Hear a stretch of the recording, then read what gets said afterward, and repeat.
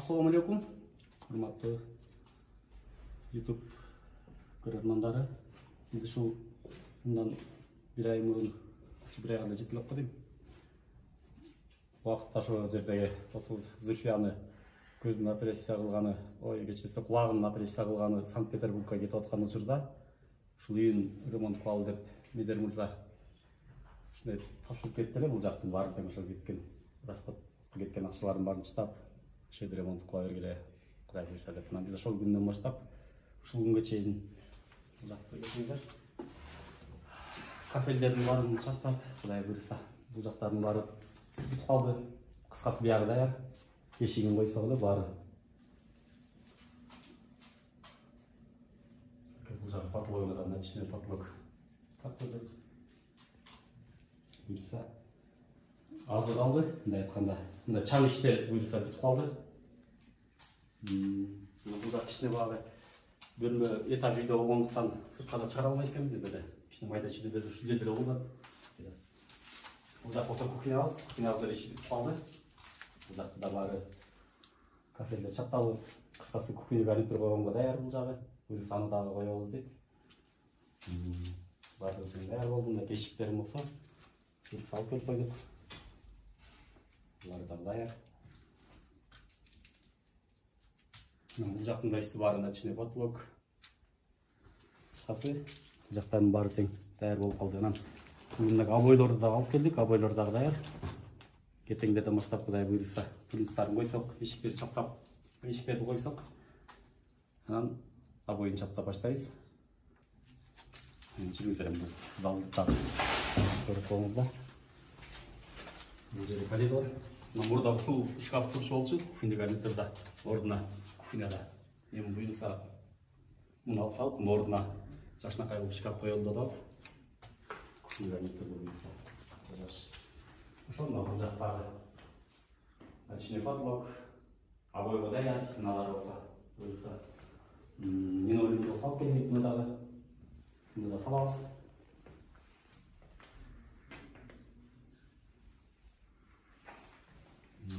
Буларга мурунку убакытта турган эски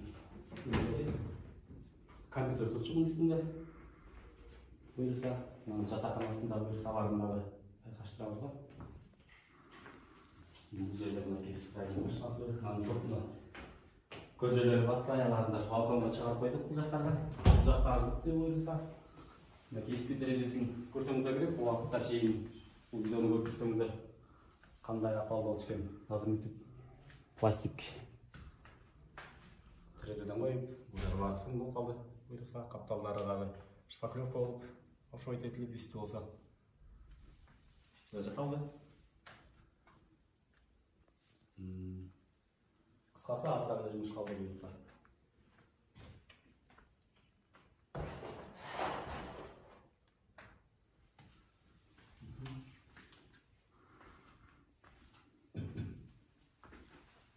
Бул жерде сиздер көрсөңүздөр бир убактарда аябаган точконун ордулары өтө кооптуу абалда болчу. Алар бул жака жылдырып, буйруса бул жака телевизор коюп, включателдерин розеткалары да даяр булар. Компьютер агенчи проводтар сырт менен келип турчу, мурда терезеден келчү. Анда да мындай кылып туруп, ичи менен келе турган ыңгайлаштырып, точкалары бар мындай. Жана аппараты дагы такай зарядта туруш керек экен.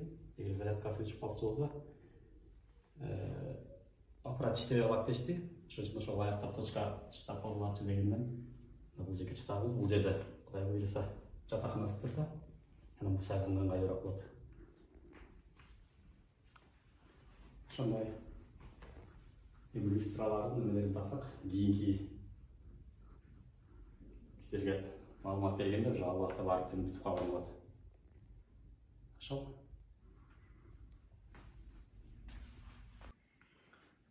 Негизи баягы кулагына салган аппарат ал жөн эле угула бербейт экен, жөн эле иштей бербейт экен. Аны мага Медер чалып тиги жактан күнүгө кандай болуш керектигин айтып өттү. Анан ошого да ылайыктап точкага калтырып койсоңор дегенден Зульфиянын аппараты такай зарядта туруш үчүн ошого да ылайыктап, анан бул өйдөрөөк жака мынтип калтырып кеттик. Буйруса бул жерге жатаканасы турса, анан бул жерге аппаратын сайып зарядтап турат экен. Антесе ал иштебей калат экен. Ошон үчүн колдон келсе ыңгайлуу жерге турганым жакшы. Анткени Зульфияга барып тең ылайык таштылып заманбап мындай жакшы эме кылып берели деп атабыз. Буюрса бул жөн эле косметик деп болгон жок. Бул нөлдөн баштап баары кырылып, эскемелери баары тең кырып алып салып, анан кийин жаңы кайрадан X-ray шпаклевка тартып, кайрадан жакшы кылып жасап атабыз. Буюрса анткени ушумелер Санкт-Петербургга Зульфияны алып кетип атканды айтып элем, негизи муну мүмкүн болушунча жакшылыгына аракет кылалы деп 200 000 таштап кеткен, ачык айтайын, акча. Анан алдагы жетпей калды, негизи азыр быйыл кымбатчылык болуп турганга байланыштуу. Дагы акча салып, ошентип азыр Кудай буйруса бүгүн ошо обойлорун да алып келдик. Буйруса мынакей обойлор да жөнөкөй обой эмес, зимовый, атайын моющий кымбат обойлордон алып келдик. Баары жакшы буйруса. Мынан жатаканаларын да баарын жаңыртып, ал нары бери басып бул жерде өзү мындай тоскоолдук болбой тургандагыдай кылып, ыңгайлуу саялап турган кылып, бирдеке сая турган болсо ошого деп расчеттоп атабыз. Буюрса баары эле жакшы.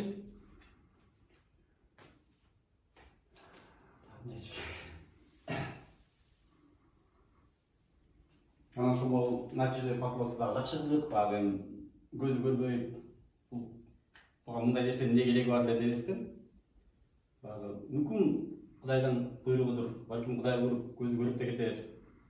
Анан жакшыраак болсун деп кичине мынтип сүрөт да коюп, бул жака иллюстранын ордуна чекесине кичине жакшы нерсе менен кылып берели деп. Эмелер ушулардын баарын тең айына деле так ошондой кылып колдон келишинче аракет кылып атабыз.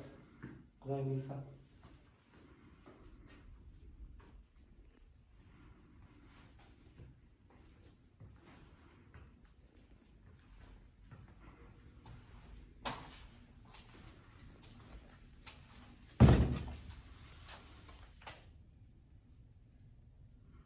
Бул жер болсо ошол точкада өйдөрөөк болсун, бийирээк болсун деп мындай неме кылдык. Интернеттин кабели мурда терезе менен келип турчу, бутка чалынма болуп. Анан муну азыр бул жагы менен алып өтөлү деп, бул үй аябай бетон, өтө катуу жасалган экен, Союздун бетонунан. Тешип өткөрөлсөк катуу болгондуктан эми муну бул жагы менен ыңгайлаштырып өткөрөбүз. Буюрса бул дагы мындай жылтоо болбойт, ыңгайлуу жерге коюлат баары. Интернет иштейт баары, жакшы болот. Проводдору да эски провод бойдон болчу, мурункулары. Аларын дагы жаңыртып, бардым деп ыңгайлуу шартта кылдык.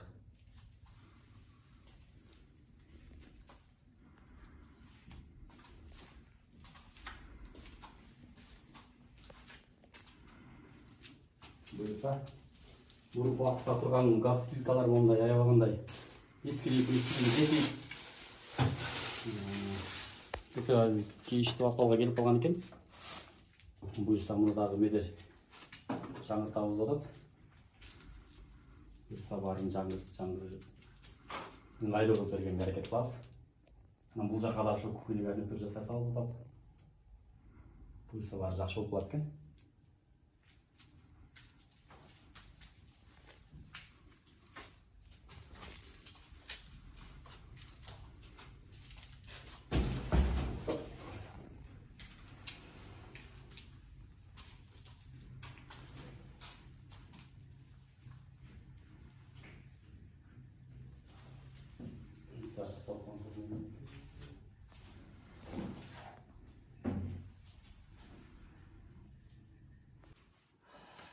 Буюрса бул жакта да мынакей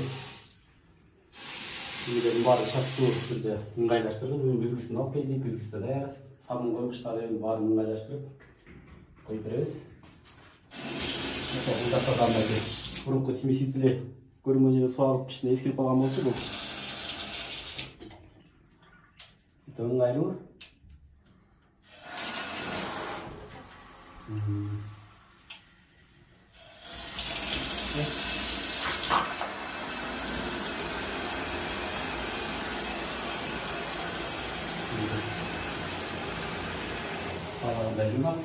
Бул жерге штораларды алып келдик, штораларды тартып беребиз. Анан бул жерге дагы мурда негизи стиральный машина ушул жерде турчу. Анан башка жерлерде месте издеп көрдүк. Бул жер аябай кичине комната тарыраак болуп калгандыктан кухняга койсок десек, ал жака так эле бата тургандагыдай эмес. Аны койсок чай ичкенге кичине месте тар болуп калат экен. Анан кайра ушул жерге койгондобуз, эми эски стиральный машина койдум. Эми ошо колдон келсе ушунда жаңыртып койсок, газ плитасын Ушуларды жаңылтып койсок негизи жакшы болмок. Анан эми көрөбүз аны деле.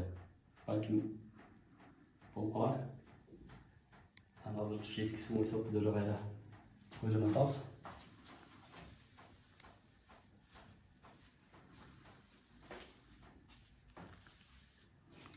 Мына кафелди дагы абдан жакшы кафел алып келип койдук. Бул кафелдер дагы арзан эмес, кымбат кафелдер тең. Анан кичине көрүнүктүүрөөк, кичине вид кылып буларны дагы гүлдөрдөн коюп. Чөнөкөй эле эмес, жакшы көмөр алып. Себеби булардын ар кимиси кымбат баада турган кафел экен. Ошонусуна да карабай, жакшы кылымга жаша баары жакшыраак чыгайт эле. Анан кийин ушу жакшысын тандады эле, жакшысын тандап келип. Ушул жака коебуз. Буюрса баары кийинки көргөнүңөрдө буюрса баары сонун болуп калат.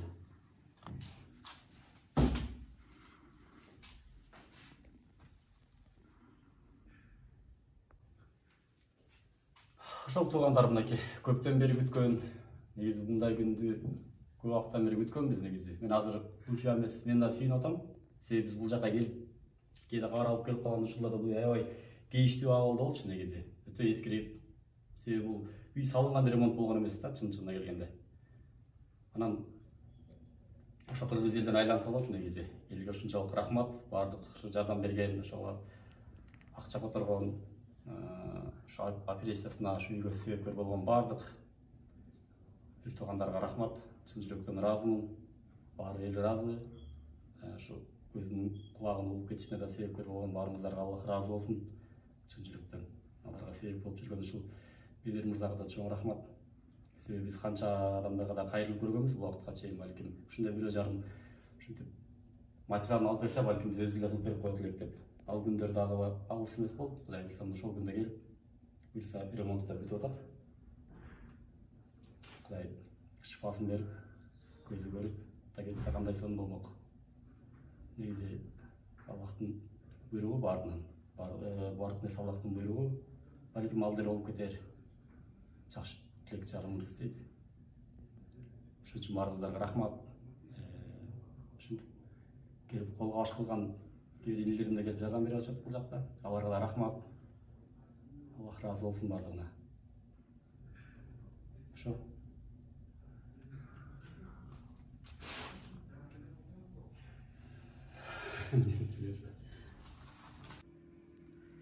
Ассаламу алейкум, урматтуу мекендештер, жалпы эл жакшылары, арбаңыздар, амансыздарбы, тынчсыздарбы? Жогорудагы видеону көрдүңүздөр. Бул видеодо ушул Зульфия эжебиздин үйү боюнча толук айтылып көргөзүлдү. Жогоруда көргөзүп берип аткан бул ошол Зульфия эжебиздин көптөн берки таанышы, радио угарманы, өткөндө жумушту, үйдүн ремонтун, жоопкерчиликти мойнуна алып калган Мээримбек байкебиз. Үйдүн ремонттору көрүп атасыздар, баардыгы жакшы болуп атат. Биз келатканыбызда 200 000 сом таштап келгенбиз. Кийин дагы 100 000 сом бердиргенбиз. Баардык строительный товарлар кымбат болгонуна байланыштуу ушундай болуп атат. Бул үй негизи көрдүңүздөр да, өмүрү бир ремонт көрбөптүр. Өмүрү бир үй ремонт болгон эмес. Ушул салынган боюнча эле турган да. Азыр Кудайга шүгүр, жана эски краскаларын сыйрып, кайрадан шпаклевка тартып, 2 слой обоюн чаптап, обойлорун алып келип уже бүгүнкү күндө обойлорун берип атат. Полдорун, потолокторун баардыгын алмаштырып, лоджаларын жасап, балкондоруна пластик айнектерди коюп, негизгиси санузелдерин жаңылап, бүт жаңы кылып, анан кухнясы болуп атат. Негиз азыр кухнясындагы мебели калды, мебелин заказ берели деп азыр сураштырып атабыз. Бул жакта туруп бул видеону ошол жактан азыр тартып жөнөтүштү бизге. Кухнясында мебель, кухня гарнитурга кошулуп газ, жаңы эле газ коюлуп атабыз. Вытычкаларын, ана мүмкүнчүлүк болуп калса ушу санузелине жаңы эле стиральный машина, анан дагы мүмкүнчүлүк болуп калса ушул жок дегенде залына килем паласын, айнек пардаларын жаңылап койсок деп ниет кылып атабыз. Бардыгы ниетке жараша болот экен. Ниет кандай болсо, ниет калыс болсо ниетке жараша боло берет дегендей, ушул Зульфия эжебиздин алгач алып чыкканда үйүн көрүп, ушу үйүнө дагы ремонтуна себепкер болсок деп ниет кылдык элек. Шүгүрлөр болсун, ден соолугуна себепкер болуп, үйү дагы башталып, үйү дагы бүтө бере алдында турат. Буга жардам берген мына сиздер албетте. Баардыгы ниетке баглык. Ниет калыс болсо, ниетиңе жараша Кудайым бере берет. Зульфия эженин ушул бандай шарттуу үйдө, мүмкүнчүлүгү бар үйдө жашаса экен деген аракет болуп атат. Анткени билесиздер, жалгыз, эки көз көрбөйт, буйруса кулагы угуп калды. Ошол кулак аппараттарына ылайыкташтырылып, столдор коюлуп, точкалар коюлуп, өзүнө ылайыктуу шарттар түзүлүп атат кыскасы үйүндө. Ушул жалгыз башы менен ошол жерде күн кечирет. Өкүнүчтүү чындыгында. Бирок жакшы буйруса азыр эжекебизде жылыш болуп, жакшы болуп атат көрүп атасыздар. Ушундай. Үй боюнча бөлүшүп коеюн дедим. Анан аягында ушул өзүмдүн кайрылуумду, үйдүн жасалып аткан иштерин маалымат катары сиздерге берип коеюн дедим. Анткени бул элдин жардамы менен болуп аткан иш. Бизде баардык отчет болуп туруш керек, жакшы билесиздер. Мына ушундай баардыгы жакшы. Зульфия эже негизгиси угуп калды. Көрдүңүздөр, өткөндө 23 февраль күнү Санкт-Петербург шаарында больницада Зульфия эже менен жолугуп, сиздер менен бөлүшкөнбүз, кадимкидей суроо салып, баардыгы жакшы. Анан мен боюнча дагы кичине сарсана болуп аткан инсандар болуп атат. Алла ыраазы болсун баарыңыздарга, чоң рахмат. Дуа кылып аткан мекендештериме рахмат. Эми бул ден соолук болбосо баары бекер экен. Ден соолук оору айттырбай келет экен. 24 февраль күнү Санкт-Петербургда операция болуп чыктык. Азыр баардыгы жакшы. Буну бөлүшпөйүн дегенге арга жок эле, себеби жеңил болбошун билгенбиз, сезгенбиз. Ошондуктан кыскача бөлүшүп койгон элек. Сиздердин дуаңыздарды алалы деп, албетте дуанын аркасында баардыгы иншалла. Момундардын башка куралы бул дуа. Дуаңыздардын аркасында көптөгөн ийгиликтер, жакшылыктар турат иншалла. Көп дуа кылып туруңуздар. Азыр баардыгы шүгүр жакшы. Сарсан болбоңуздар. Жакынкы күндөрдө буйруса больницадан чыксак, Зульфия эженин маселеси толук бүтсө, алып алып Кыргызстанга барып калабыз. Аманчылыктарда көрүшкөнү Алла Таала насип эткен болсун. Негизгиси заманыбыз тынч болсун. Өлкөбүз тынч болсун, мамлекетибиз тынч болсун. Жер жүзүндөгү жалпы элибиз, жалпы эл аман болсун. Азыр көрүп атасыздар, Кудай сактасын, өтө коркунучтуу абал болуп турат. Жатып алып деле телевизордон көрөт экенсиң. Россия, Украина война ызычуу болуп эле. Негизгиси аманчылык болсун. Заман тынч, элде ден соолук болсо калганы боло берет иншалла. Калганын Кудайым берет, ниетке жараша. Тынч болуңуздар, аман болуңуздар. Зульфия эженин үйү бүтүп калса, үйү бүткөнүнө как раз эжебиз больницасында бүтүп калат экен. Ошо менен барып калсак, үйүндө Кудай кааласа жакшынакай түлөө өткөрүп, татынакай улуу элди чакырып, дуа алып, бир сонун мааракет өткөрөбүз деген ниетибиз бар иншалла. Ошол күнгө Кудай жеткирсин. Рахмат, урматтуу мекендештер. Чоң рахмат ушул эжебизге кол сунуп, жардам берген, кайдыгер карабай, угуп кетүүсүнө себепкер болгондордон Алла ыраазы болсун. Санкт-Петербургда кызмат кылып аткан акелерибизден, эжелерибизден, айрыкча ушул Жолон деген агабыз бар Жалал Абадтан. Мына ушул агабыз чындыгында бүгүнкү күнгө чейин тамак ашына чейин ташып жардам берип атат. Алла ыраазы болсун ушул агаларыбыздан. Анан Зульфия эженин жанында үй бүлөсүн Кыргызстанга таштап, бала чакасын таштап коюп, ухажер болуп кызмат кылып жүргөн Жаркынай эжебизден Алла ыраазы болсун. Мына ушул бир туугандарыбызга дуа кылып туруңуздар, иншалла. Аллах Таалам буларга да жакшылыгын үзбөсүн. Барыңыздар тынч болуңуздар, аманчылыктарда көрүшкөнчө сар саналуу болуңуздар, баардыгы жакшы. Негизгиси тынч. Көрүшкөнчө ассаламу алейкум. Ошол үй боюнча негизги видео ошол үй боюнча эле көргөзүп коеюн дедим.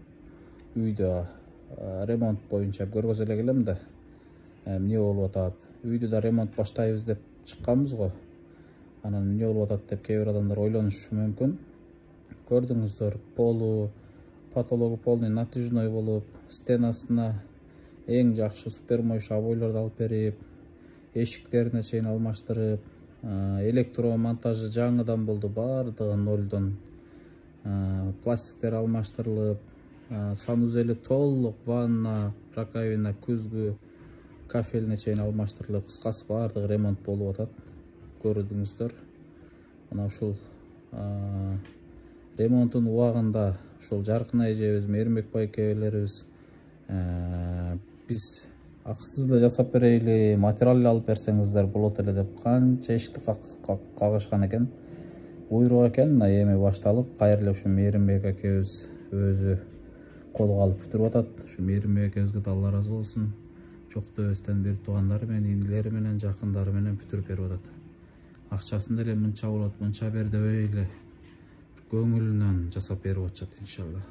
Буга чейин черный работасын, шпаклевка, башкаларын 40 000 сомго башка усталарга жасаттырыптыр Мээринбек. Биягын чистовой работасын, обойлорун, башка эшиктерин, ушулорун Мээринбек өзү кылып атат. Баардык отчету бар. Мен таштаган акчанын чектери баардыгы бар. Барганымда отчетун берет буюрса. Сар саналуу болуңуздар. Мына ушундай. Мээринбек сизге да чоң рахмат. Алла ыраазы болсун. Зульфия эженин эмесине кызмат кылып аткандар. Аллах Таалам сиздерге эсепсиз сооптор жазган болсун, иншалла. Чоң рахмат баарыңыздарга. Көп сүйлөп, тынчыңыздарды алсам кечиресиздер. Көрүшкөнчө.